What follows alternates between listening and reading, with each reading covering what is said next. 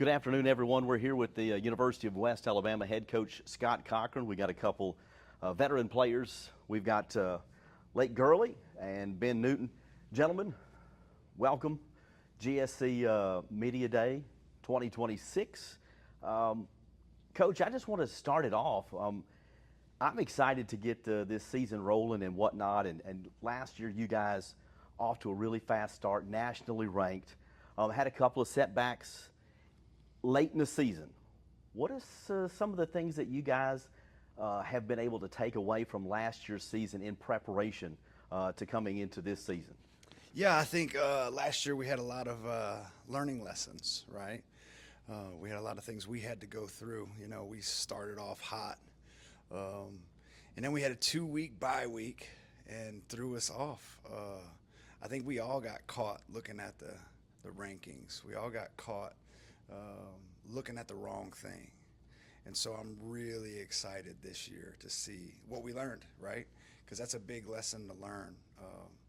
And you can say my first year being a head coach, but let's get real, right? That's obvious looking back. You know, in the moment, though, there's definitely some things I could have done better that I'm really excited about this year. But I think the main thing is keeping true to being where our feet are, right? Being in the moment, not getting too big, not getting too high, not getting too low, and not letting the scoreboard dictate or the record dictate how we play. Right. I think that's the biggest thing for us. Coach, you brought up something in that 2-week break. You know, in your entire coaching career, and I've been around football a really long time, have you ever experienced a break like that? That point in the season when, you know, it was completely unexpected, and that's a really tough hurdle to try to get over. Yeah, and I hate even bringing it up because it sounds like an excuse. You know, we still could have played better. But I've really enjoyed last year's group and enjoyed coaching them. And I hate bringing up the 2-week break, you know, the 21 days between a game. I hate bringing it up because it sounds like an excuse. But it was something that I wasn't prepared for as a coach. So I was glad that it happened last year, and this year we have a better plan going forward. I can completely understand and appreciate that. Gentlemen, like I said, welcome to the show. You both are veterans here at the University of West Alabama. What's been the most memorable thing for you since you've been in Livingston that you could share, you know, today?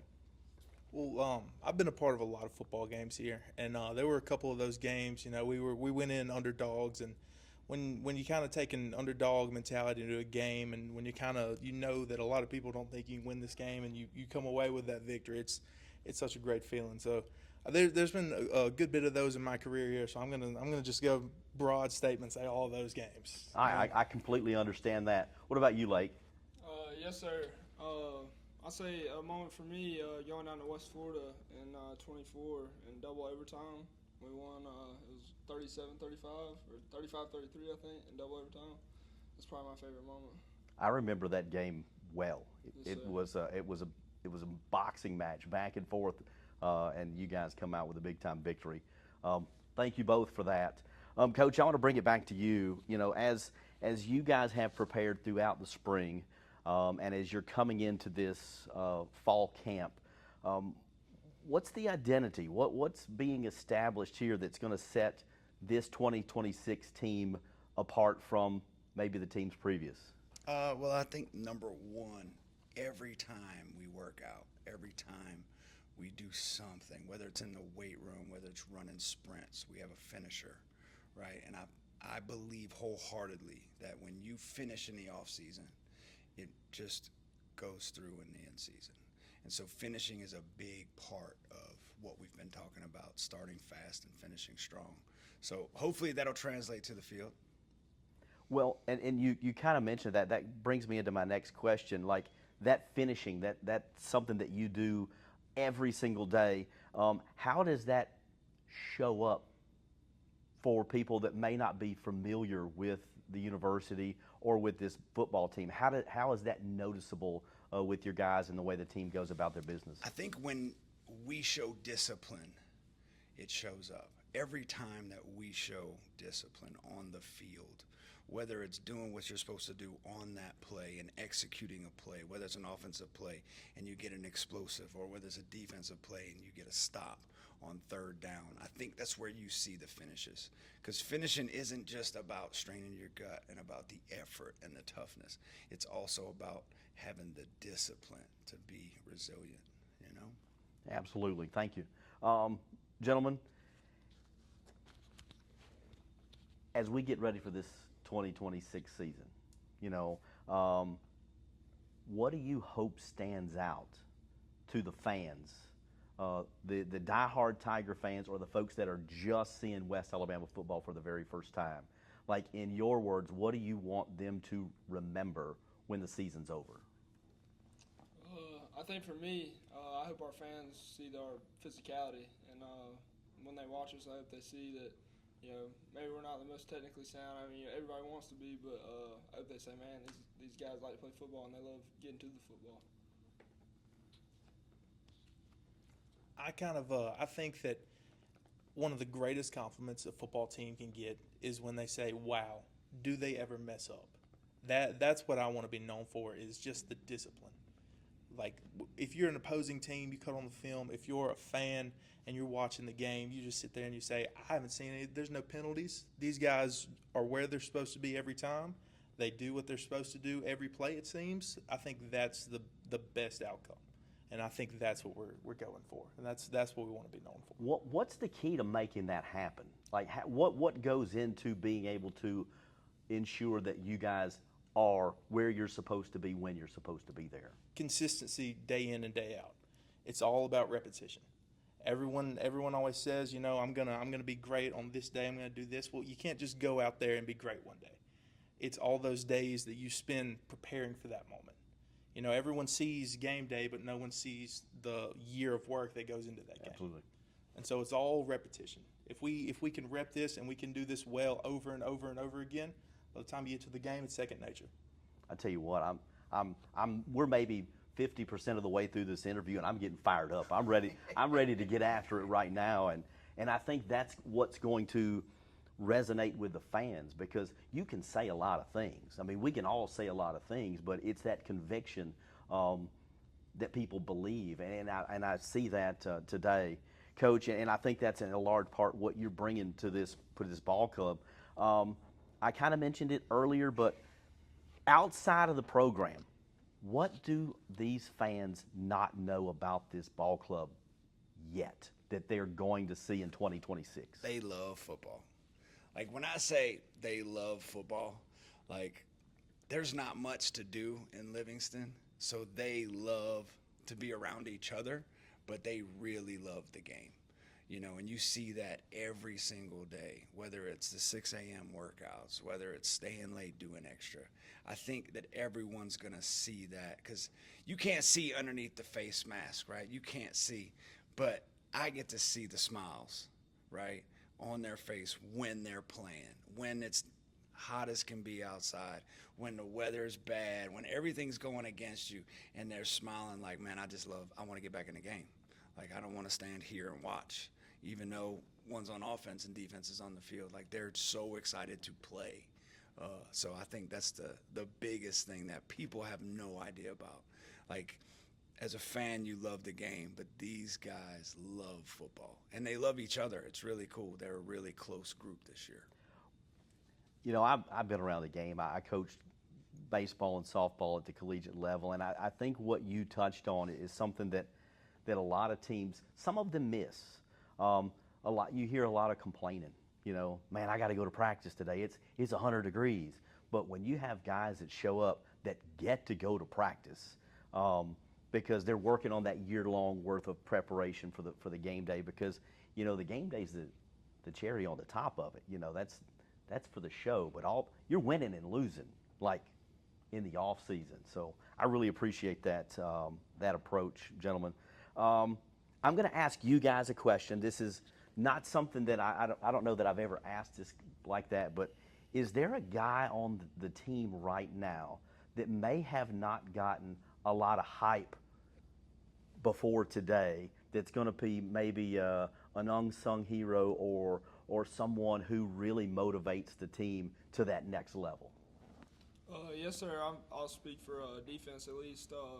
Joseph Harper. He just got here this past spring, or this summer, but you know, we hadn't played football with him yet. But you know, his character is just contagious. You know, around the locker room and stuff. Just what he's brought to us. You know, like morally, has been huge so far, and I think that'll carry on into the season.